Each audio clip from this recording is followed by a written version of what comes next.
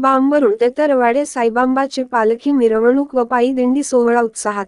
वडगाव तालुक्यातील बांबरुड ते तरवाडे येथील साईबाबा मंदिरात साईबाबांची पालखी मिरवणूक व भाविकांची पायी दिंडी काढण्यात आली होती। ही पायी दिंडी बांबरुड गावातून सकाळी 8 वाजता काढण्यात आली। सकाळी वाडे गावातील पद्मसिंग शांतीलाल बडजावत यांच्या शेतातील घरी या दिंडीतील भाविकांना चहापाण्याचा कार्यक्रम झाला।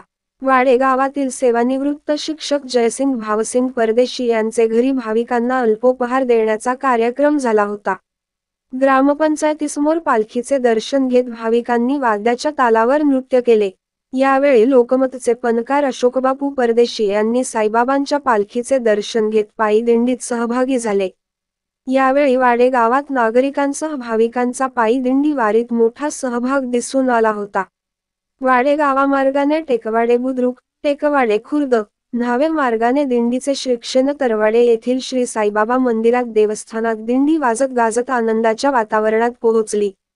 नागरिक, महिला भाविकांनी डीजेच्या तालावर संगीतमय वातावरणात नाचत गाजत आनंद साजरा केला। शिर्डीवाले साईबाबा, एका पायाने देवलंगडा, श्रीराम जयराम जय जयराम यासह भक्तिगीतांनी परिसर भक्तिमय झाल्याचे दिसून आले होते।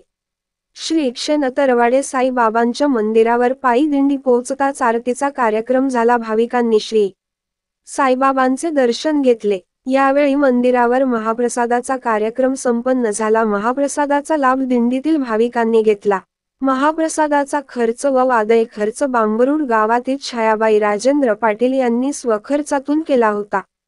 भाविकांनी या कामी अनमोल सहकार्य लाभले। या दिंडीचे आयोजन बांबरुड गावातील समाजसेवक रतन मानसिंग परदेशी, विशाल गोविंद परदेशी यांचेसह ग्रामस्थांनी केले होते। या पायी दिंडीची सुरुवात रतन मानसिंग परदेशी यांनी केलेली आहे।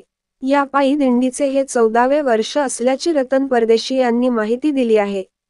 दिव्य महाराष्ट्र न्यूज करिता सतीश पाटील, वडगाव।